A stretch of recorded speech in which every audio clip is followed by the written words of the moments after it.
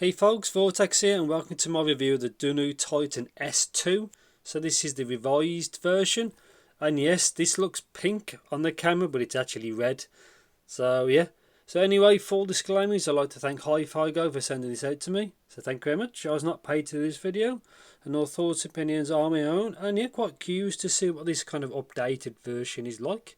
And on the actual images it looks pretty good, so yeah, let's just get into it. So let's have a look what we get. So it says high res audio, if that matters to you. No information on the sides. So obviously there's quite a bit on the back. So you can see impedance 16 ohms and sensitivity.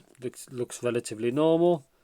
The driver information connectors. So it comes with two. I guess it's interchangeable. The cable type and obviously all the driver information there. So let's have a look. So yeah, the last version was quite a competent product. So obviously it's been a couple of years. So let's see, what they're actually going to, this updated version. Comes with a nice case. There's something down the bottom, but we'll get to that. So yeah, nice case, quite big. There's the branding, so let's have a look. Again, I haven't actually opened this, so I don't know what we get. So yeah, really big case. You can probably fit quite a few things in here. So let's have a look what's in here.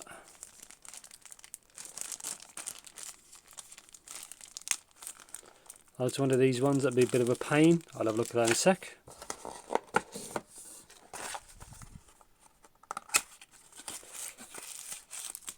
So it looks like, I think this comes with quite a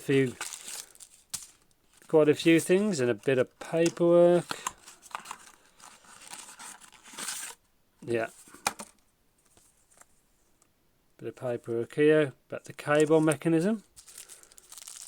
So tips.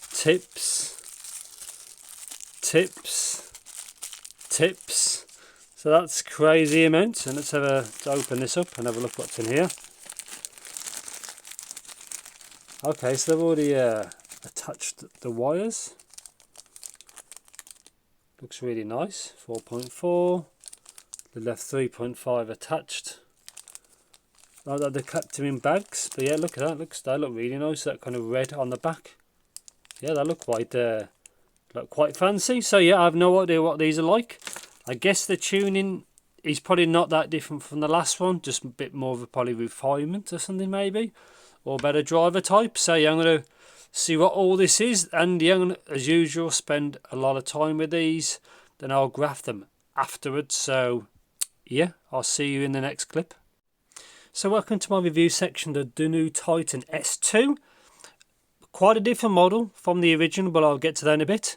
So I'm going to overlay an image now of what all the accessories are, because obviously in the previous clip there's an awful lot of parts and bits to this. So you can see the image to see what it includes, which is a lot of tips, as you can see. So anyway, this is the cable. Really nice. This is something I'd expect to see on something more expensive, but it's very stiff, as you can see. So it's good and bad, but the build quality is really good. Straight 3.5. Again, you just screw it off from here to get it off. And yeah, there's a Y split here, as you can see. Fairly tight. And these are the connectors.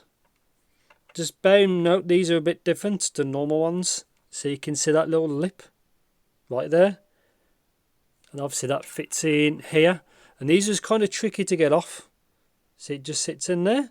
But yeah, to me, cable is perfectly fine. But again, this braided section, or what you want to call it, is a bit stiff. But yeah, really good quality cable. So let's have a look on the aesthetics and build. Obviously, it's very different to the original. Yes, it does have fingerprints on it, but it is what it is. There's no interchangeable things or anything. I think it is what it is. Yeah, really nice. I like this red section on the back. Very premium, shall we say. And these obviously are a single diamond driver per side.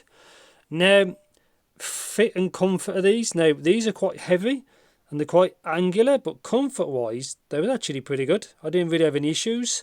I don't think much of it really touches your ear, maybe only the bottom part. So this square section, I had no issues with that at all. Obviously, we've all got different ear anatomy, so it could be fine for me. not fine for you, but it is what it is. I only can tell you what it is from my kind of perspective, and I'd say I've got the average kind of ear. Yes, so timbre on this set is really, really good. Didn't really sound unnatural or anything like that. You had a good overall sound to the tuning, but we'll get to that in a bit. Technicalities on this set I think is pretty good. I don't think they might be as good as the original. The tuning, by the way, is vastly different from the S1. The S1 I didn't really like, but I'll talk about that when I get to the sound. But yeah, Technicalities on this set is actually pretty good.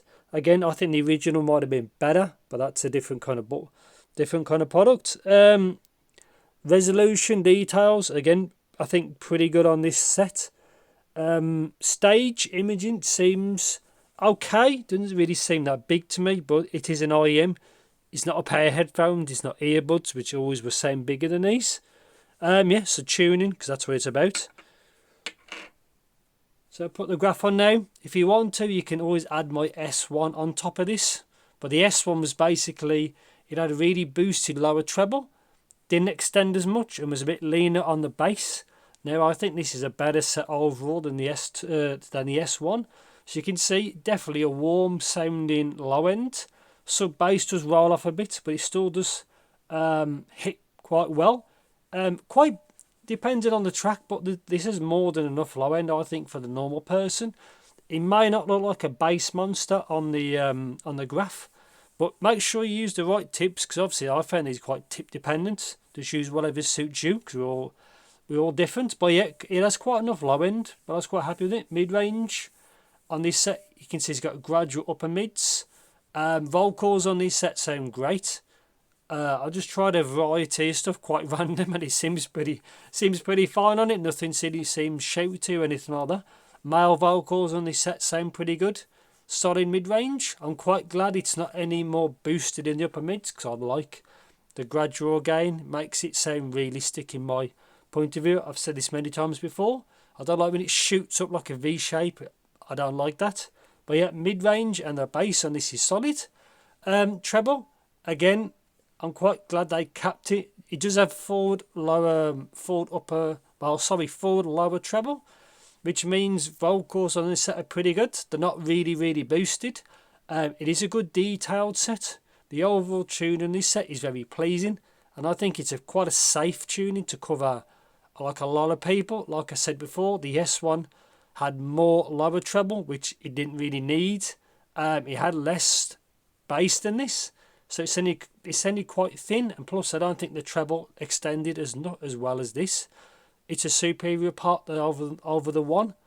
Yeah, treble, like before I go off on a tangent, treble is a solid choice. Seems pretty good. No sibilants, detailed, everything you want seems to be in the mix of the music.